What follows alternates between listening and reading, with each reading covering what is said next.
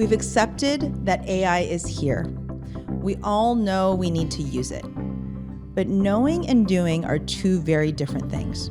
So today we're skipping all the theory and jumping straight to the part that actually matters. Where do you start when it comes to AI? Because understanding AI is one thing. Making it work for your career, your schedule, and your life is something else entirely. And that's exactly what we're getting into today. I think the number one reason why people need to care right now about AI is it's coming to transform almost every job that's out there. And so I think it's absolutely critical to have agency over this moment as opposed to being disrupted by the wave that's coming. The coolest thing right now is for people like you and I who are like running small businesses, what AI is doing to democratize our growth and scale. But where I'm like most bullish is not for these big companies, not the McKinseys and Deloittes of the world with AI. It's people like us who can actually use this to scale. So the number one thing I want people to think about, where's the friction in your work? Start with a friction point, something that you actually want to automate. I want you to block off 15 to 30 minutes on your calendar to learn AI. Okay. Average worker today is spending 4 minutes a week learning AI. That's not enough. And especially for women who are listening, we are much more likely to be disrupted by this technology than others.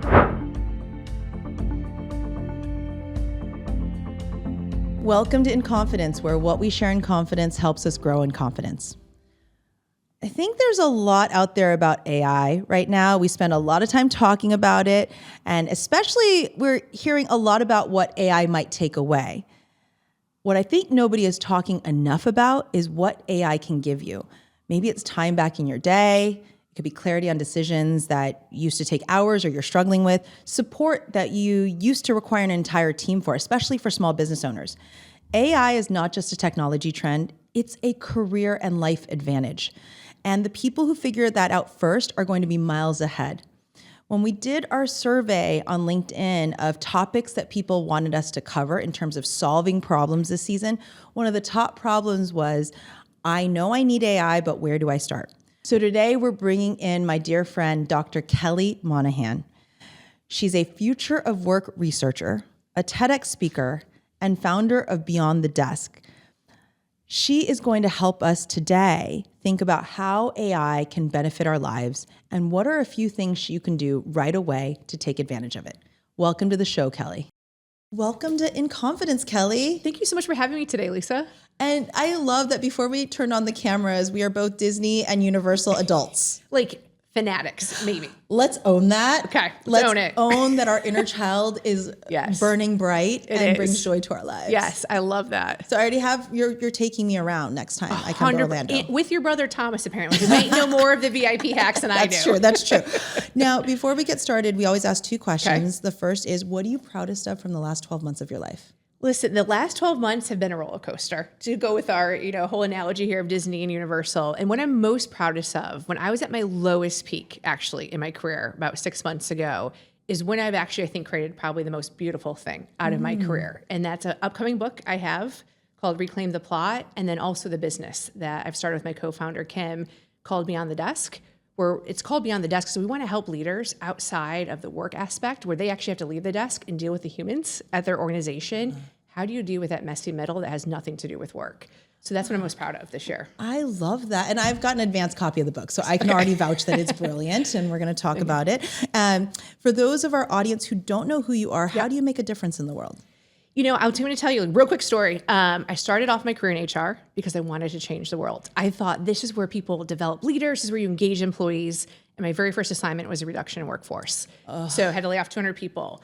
And so what I do today and how I like to make a difference is I've devoted my career to research to help people navigate before a layoff happens. How do you future-proof your career? How do you make sure you're ahead of the times so you don't have to go through that traumatic experience if anyone in the audience has gone through that? Of a layoff. It's traumatic both for the person doing it and the person receiving the news. So I am all about using data and research to help people navigate these turbulent times we're in. How do you make that pivot? Because you spent a long time in corporate HR, right? Yes. Yes, I spent a long time. So it was actually, I was meeting with our CFO. I was in a financial services company, and I was with our CHRO. And I was like, oh my God, we have no data about our people. Like we've got an engagement survey, but we have to make these huge decisions on like, what are the skill sets of the future?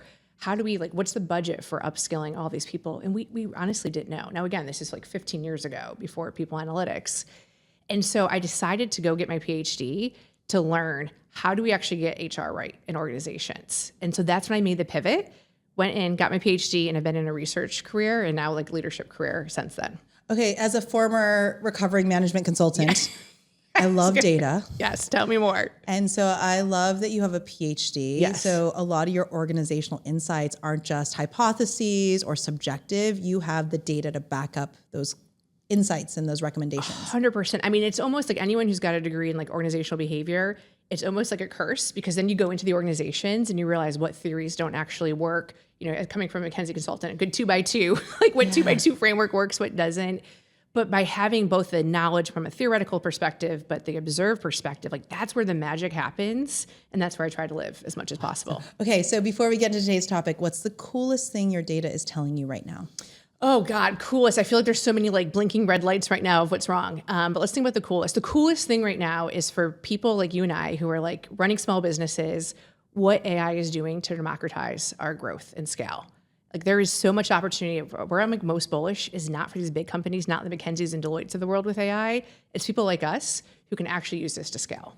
Okay, so that is actually huge because my chief of staff, Claire, she's a one-woman band right now. God bless Claire. And without AI, I don't think she could do half the things she does. Like literally, she is a one-person band. Yes, it's 100%. And this like wasn't possible before. And I think we can do this in a way that hopefully Claire doesn't burn out, right? Like it's like you actually can scale and grow and get to actually devote your time to what you're best at and where it brings you the most energy. So Kelly, this season is all about solving problems. We went on LinkedIn and we surveyed our audience and they came back with 16 problems they wanted us to solve. Okay.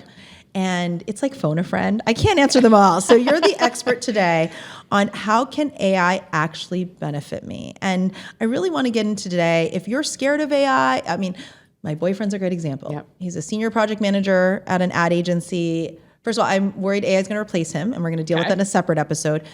He doesn't have OpenAI. He doesn't have Anthropic. He has nothing. Yeah. First of all, why should I care? You know, is his real question. I think the number one reason why people need to care right now about AI is it's coming to transform almost every job that's out there. We're going to see it most profoundly in knowledge worker. So if you are working behind a computer today, AI is going to either automate or augment a lot of what you're doing. And if you're on the other side, if you're in the services or frontline or retail, it's also going to transform the way that you think about the customer experience, the insights you have. And so I think it's absolutely critical to have agency over this moment as opposed to being disrupted by the wave that's coming. And I think you shared with me earlier, like AI is like a catch-all term for lots of, can you walk us through all the different types of AI? So there's 3 forms of AI that your audience needs to know about. The very first is what I call baby AI. Think about machine learning. The best example is your Netflix algorithm. That is machine learning, that is AI. When you log into Netflix, it knows exactly the next movie, Lisa, that you want to watch. Oh, okay. And that is basically taking a set of data and just learning off of that. It can't do anything else. That Netflix algorithm can't get you from point A to point B. It is in a context and it does one thing and does one thing really well. Okay, so that's been around forever. Like Forever. Next product to buy. 100%. Okay. And it's just getting better. The second thing that everyone's talking about today when you think about ChatGPT or Google Gemini is generative AI. Generative AI means instead of just predicting something, it's going to actually give you an output. You're going to have a conversation with it, and it's going to, if you're going to say, I need a marketing campaign, if we're going to use your boyfriend as an example, or I need a project Gantt chart, you can work with AI to actually let it produce an output for you. Okay. The third wave, which is coming and is already here, but it's coming in probably another year or two, is AI agents. So you might start seeing about AI agents. That's the next leap where an AI agent is going to actually do a task for you. It's not going to just give you information. You're now going to say, let's take the project manager example. I need you to go send out these 5 calendar invites and send out this project brief. And that AI agent will do all of that on your behalf. Okay, that's a little scary for me. Okay, you're going to get into all of these. So what we're hearing the most about right now is that second bucket of generative AI. Yeah. Okay. So if I have downloaded nothing, where do I start on that second bucket? Yes. The thing that I need you to start to do today is you have to download one of these tools. 90% of people are using OpenAI's ChatGPT. A lot of people are now moving to Anthropic's Claude. Claude is by far the best when it comes to performance. So if you want to kind of stay ahead of the curve and use the best of the best, I just know from all the research and data what performs work task, Anthropic Claude is where I would start. But OpenAI is going to be the one that most users are using. The 2 things that you should think about One, don't be afraid to take a Coursera or LinkedIn Learning class. Like, take 30 minutes, just educate yourself on the basics of this. But number two, the most important part, have fun. Play with the tool. See what it can do, what it can't do. It's being described as a jagged frontier, which means it's really good at some things and then it's really bad at other things. And you don't know that until you actually play with it. Okay. And do you have a recommended set of courses? Because maybe we can give our audience some links to courses that you like. Okay, do that. Good. 100%. Okay. So we'll put that in the show notes and in a little downloadable PDF. Now, okay, I've downloaded these things. Where do I go next? So the number one thing I want people to think about, where's the friction in your work? What is something, Lisa, that you don't like doing in your job today? I don't like writing email copy. Yeah. I mean, who would really like sending emails, right? So that's where you're going to start. Start with a friction point, something that you actually want to automate. Because here's something that's fascinating. If you go work for a big corporation today, what corporations are doing are automating the tasks that people actually want to do, the tasks that give us joy or that give us meaning. And so I want you to have agency over this tool and not being dictated what's going to happen to you. And by actually starting with a problem is the best thing that you can do and have it start writing your email copy. Okay. All right. And like, I'm going to be open with you. Like a lot of our show notes, our chief of staff sometimes will start with AI. Sure. And then go in and edit them because at least the transcript of the podcast conversation is done and it can give her a first draft to build from. It's 100% what generative AI is great at is first drafts. Now, I love that you have Claire and a human in the loop because here's the real thing. AI is still hallucinating 10 to 12% of the time.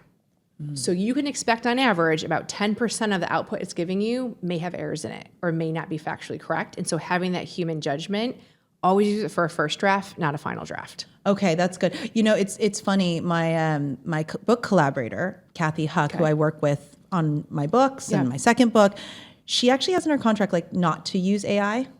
And she said we can use AI for research. Okay. But not for writing. Okay. What does she mean by that? Like, where's that line? Yes. Well, as a researcher, this is painting my heart. Okay. No, is she wrong, right? Yeah. So I think this is the conversation we need to be having is no matter how good AI is at something, do we actually want it doing that job or those tasks? Okay. Because here's the thing, generative AI is tuned to give you the average. It's going to give you the most median average answer that's out there. I don't want average output. I want greatness. I want to do something that's great. And so AI can help me get started with research. But I agree, as soon as you hand that pen over to generative AI, we all start sounding the same. I'm sure you're seeing it on LinkedIn. You start to see a cadence and a type of tone. You lose that human element. So I respect your colleague and co-conspirator here to retain that human tone because AI can't steal that from her. Yeah, someone told me if you see an M dash, like you see that dash over and over again, that was written by AI, not by a human. So, And the other tell right now is, using a sentence, AI doesn't do this, but it does this. And so it's this like whole contrast that you see, which is like so painful because at times like an M dash is the most appropriate pronunciation or, punctuation, or, a contrast is really, eye grabbing, but now everyone's using it. So it's been commodified. And that's what you don't want to give AI is tasks that then become commodified. Okay. That makes me feel better because I did tell our chief of staff, I'm like, am I necessary anymore? Is my original thought even, because she's trained Claude to basically like think like me. Like what would Lisa Sun say on this topic as a first draft? I'm like, do we even need Lisa Sun anymore? And she goes, no, it's your original thought. I just needed to get the email copy started. Yes. Well, we need Lisa Sun because I'm going to give you 3 things that I think are so important to retain right now as we think about AI. The very first is you have enough expertise to even have, what some people might call a digital twin, with Lisa Sun. So you're really scaling your expertise, not offloading it. But the second thing is then you still need a set of like data analysis and data skills, a little bit of statistics. That's how the whole thing runs. And then finally, the third thing is you need to know as you have this digital Lisa, how much of that are you building your own? Do you buy a tool? What are you willing to give your data towards? Those are the decisions that we need really like AI literacy on right now. Yeah, and I like your phrase, which is figure out the friction points. Yeah. So recently I had a friction point, which is I'm writing the second book and the publisher asked us, how well is your podcast doing? Because they're factoring that into how much advance do we give her, how much PR do we give her? And it was fascinating. An analysis that in 2000 as a business analyst at McKinsey would have taken me 2 days. Claire uploaded basically all the data from Apple, Spotify, YouTube into Claude and basically said, here's some good data points. Like we've had X tens of thousand streams. Yep. We've got an X% listener growth. And I was able to take those bullets and give them to, she validated them. I was like, can we make sure that these are true? She did. And then I give them to publisher, like, this is awesome. This is exactly what we needed. But that analysis would have taken me 2 days. Sure. It took us probably 3 or 4 hours. Yeah. That's a friction point. That's like a good example. Friction. I love that example. And I hopefully what that then allows you to do is use that extra cognitive capacity and energy to go negotiate, to actually go have a human-to-human conversation and task and actually go hopefully elevate yourself, where otherwise you might have been exhausted after doing the analysis and just kind of shot it over and not have brought your best self to that. Okay, so everyone's going to download one of these tools, Yes. think through friction points, 100%. use it, but recognize 10 to 12% Yes. is not correct. Yes, so don't like trust it fully. Okay, and I like the phrase, it's a first draft. It is. Okay, I'm gonna share with you a way that I've been using it, and you need to tell me if it's right or wrong. Okay, I can't wait. As you've now experienced, because my puppy is sitting beneath this table, no one can see this the best puppy. She's a cute one. I've never had a pet before. Okay. And when we got this dog a year ago, I basically turned, and at the time I was using ChatGPT, I turned the ChatGPT into my pet therapist. Okay. So it would be like, is she allowed to eat this? She's doing this now. Is that okay? The vet said this, like she threw up. Is that, and it is my favorite therapy. Yes. Like it'll be like, that's fine. She can have a carrot. No, do not give her that. Is that a good use of it? Or should I be using Gemini? Or, you know, like I'm just trying to understand, but it's now knows Ripple's name. It's like, you remember 3 months ago she did this. And oh yeah. I'm going to say yes. And if it's okay to also give like a dark shadow or yes, tell me what's wrong with that. So I love that you're using it for a dog therapist. Like I think that's a perfect use case. It's helping you, again, have a domain knowledge you otherwise wouldn't have. Here's the concern I see in the data. Okay. The number one use case for AI right now is for coaching and therapy. And here's what that translates into. So when you think about, in my research I've done, I think of AI super users. The top 25% quartile of employees within organizations who are, they're not just downloaded ChatGPT. They've been using it for the last 3 years and they're kind of already moving on to AI agents. Here's what they're saying. They trust AI more than their human colleagues. And they think AI is more empathetic in its communication and would rather talk to AI. And then the last stat I'll give you is 47% of Gen Zers today would rather get coaching from ChatGPT or some sort of AI tool than a human manager. That depresses me a bit because I think there's a way that you're using as a dog therapist that's great, scale that knowledge. I mean, it's for the safety of the dog. But when that translates to human therapist and we now want to deal with AI over our human colleagues, that's where I think we're crossing a line. Yeah, and I imagine there's a self-fulfilling prophecy. Like it's intentionally, it's like, you're a great dog mom. Don't worry. I will tell you a funny story though. When we took the dog to get spayed, I have this, shout out to Dr. Fish and Clinton Veterinary. I have this awesome, very experienced, he would say he's old, but very salty and really experienced veterinarian, okay? And we took her to get spayed and, you call back in 7 days later. He's like, how are the stitches, blah, blah, blah. And he says to me, okay, she can resume normal activity. I said, but ChatGPT said 14 days. Dr. Fish, it's only been 8. He goes, you want to trust a machine or you want to trust the vet of 40 years?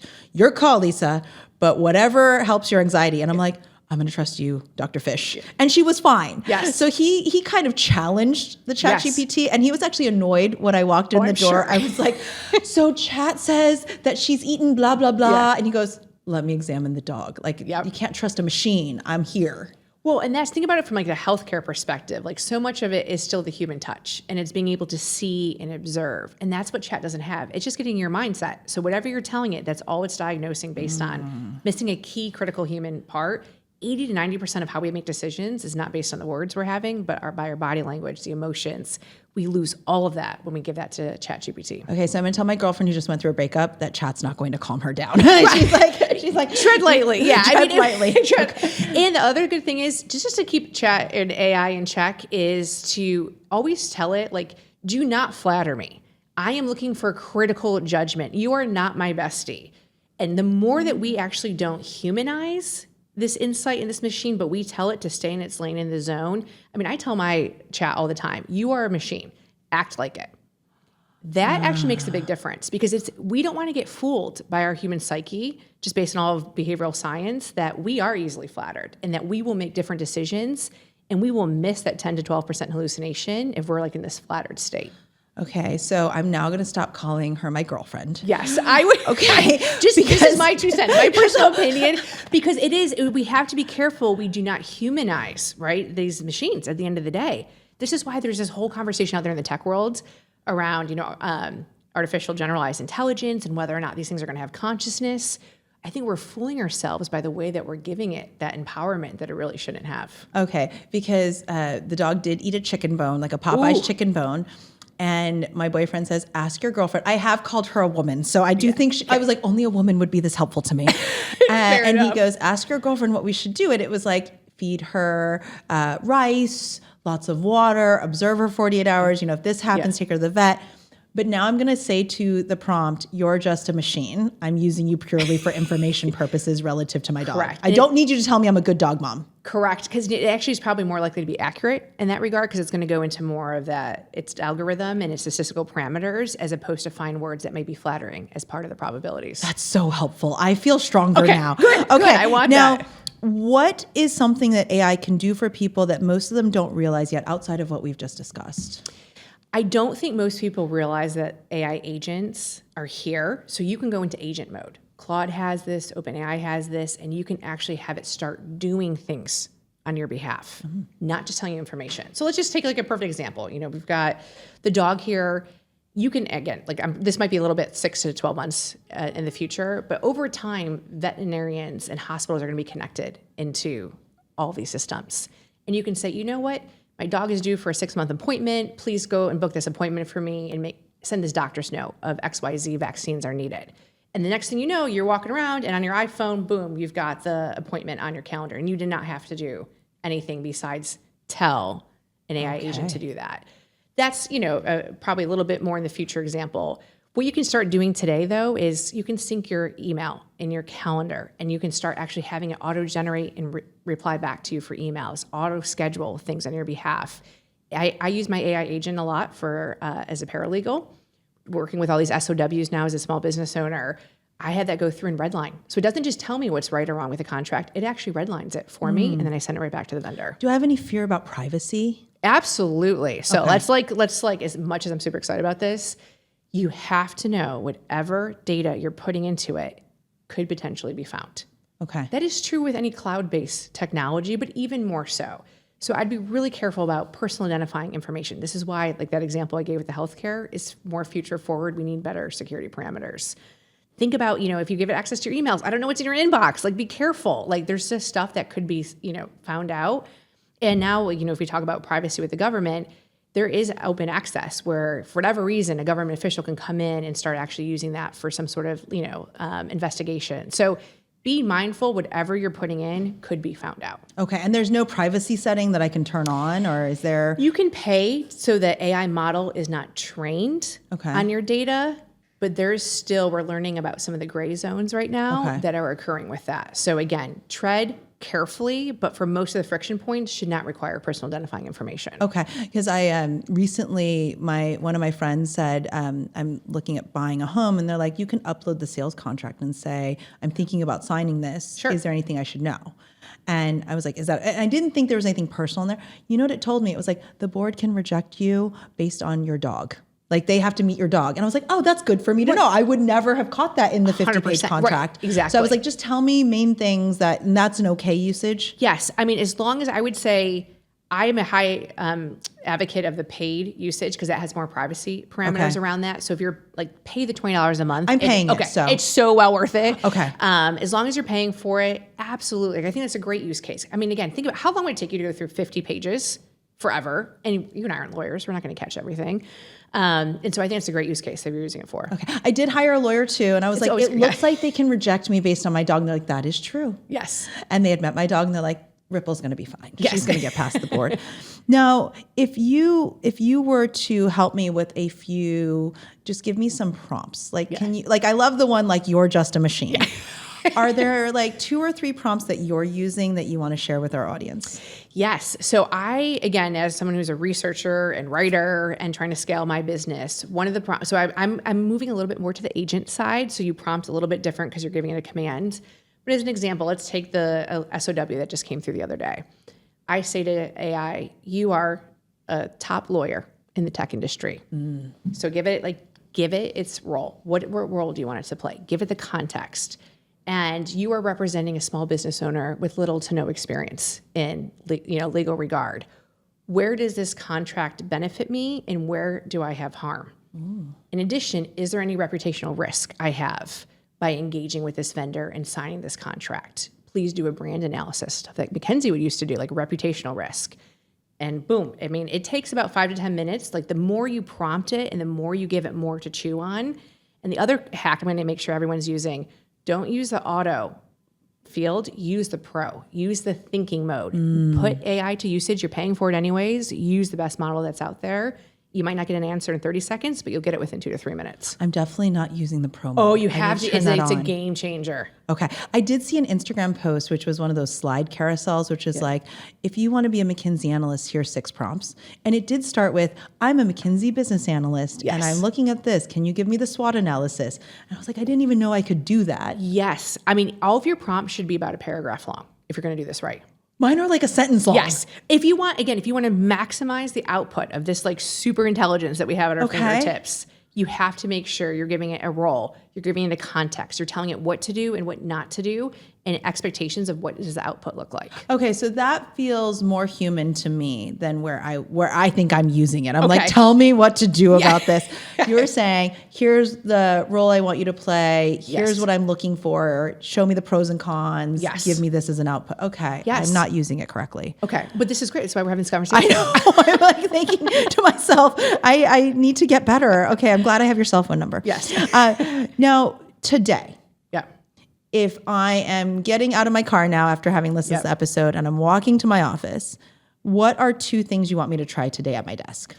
2 things. Very first thing, I want you to block off 15 to 30 minutes on your calendar to learn AI. Okay.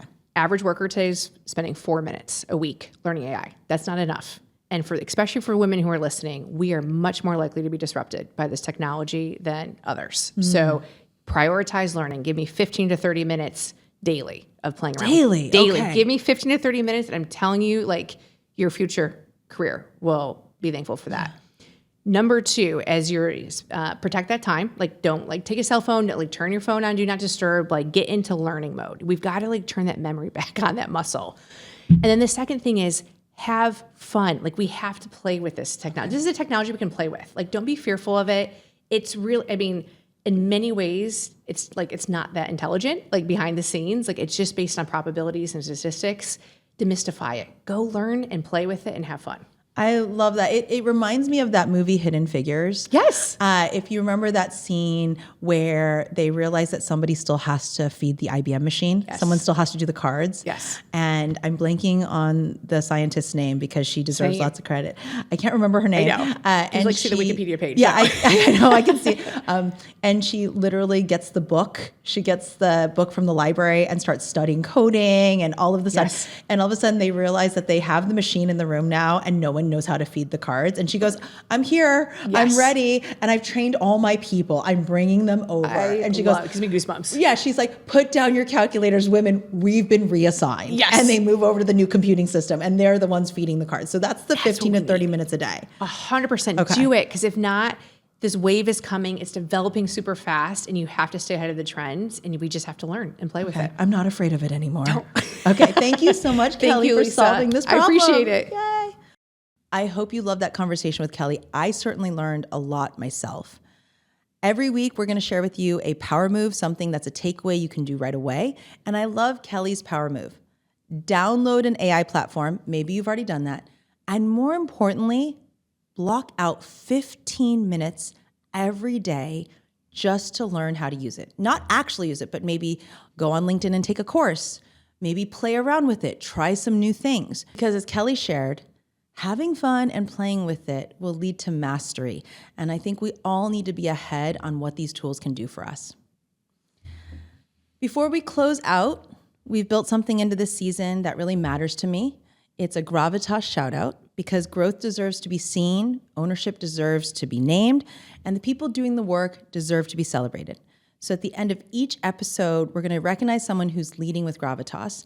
And today's shout out goes to my guest, Dr. Kelly Monahan. Kelly is coming out with a brand new book. There's a pre-order link. I hope everyone pre-orders it because I've got a chance to read it. It's brilliant. It's called We've Lost the Plot. And what is amazing about this book is it's not just a leadership and skill building book. It's also a novel. You get to follow the story of a company named Driftwell. We're going to link the pre-order information in the show notes, so go pre-order it. I hope you've loved this episode of In Confidence. I hope you're leaving this space stronger than when you entered it. At least you've got a few more tips. I certainly have new tips on things that I'm going to do, training my AI agent and using the platform. If you love this episode, please review it, like it, comment, do everything. I think it's important that when we have recognition, that recognition of something you appreciate creates a ripple effect in the world. Not only does it make you feel good, it certainly makes our team feel really good. And if there's somebody in your life, maybe somebody who hasn't really mastered AI yet, that needs to hear this today, please share this episode with them. Until next time, in the words of my 9-year-old self, I see you, I value you, and I believe in you. This is In Confidence.